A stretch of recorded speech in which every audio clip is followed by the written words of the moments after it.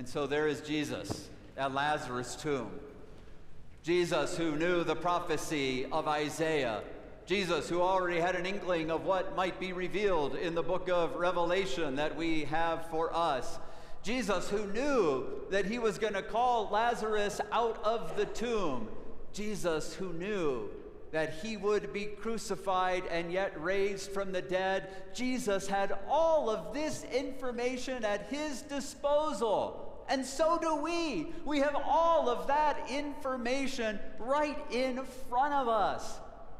And knowing all of the glory yet to come, all that he would do, Jesus stood at Lazarus' tomb in the company of his friends. And from somewhere deep in his soul and spirit, Jesus began to weep. There's something intimate about that.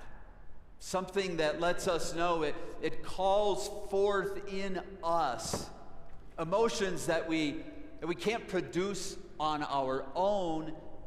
There's simply a reflection of what is happening around us and therefore within us.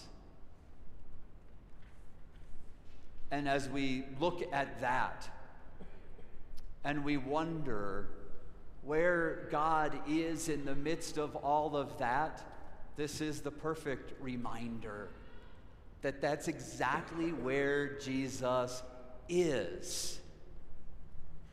And maybe that's what Jesus was doing when he called Lazarus out of the tomb, was letting us know how present those emotions are, how real they should be for us. Because when Lazarus now comes out of the tomb, he is restricted.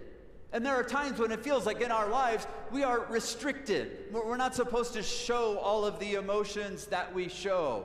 Some people would say you can't laugh at a funeral. And I'm like, of course you can. We do it all the time. Some people might say you've got to be tough and you can't cry. And we would say we do it all the time because we are no longer restricted. Because when Lazarus came out of that tomb wrapped up, it feels like what death does is it takes us and just holds us so tight that we can't do anything. Jesus says, unbind him and let him go. Let him go to live the life that he'll now live. Let him go to share with his family and friends. Let him go laugh with his sisters Mary and Martha. Let him go that he might weep at another person's tomb. Let him go that he might have all of the emotions and soul and spirit of life there in his midst. And so Jesus gives us that gift too. Celebrations that we can share will be abundant.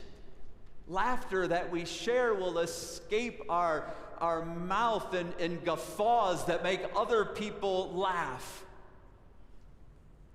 And tears will continue to be a part of some of our days, because we will not be restricted. We're here this day because some people have already been set free to enter into God's kingdom.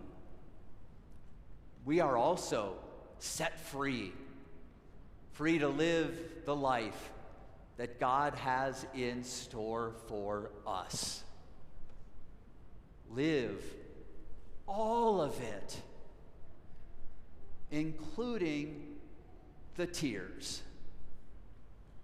For that's where God will always choose to reside whenever we need God's presence. For we are now and forever be unbound, freed to live. Amen.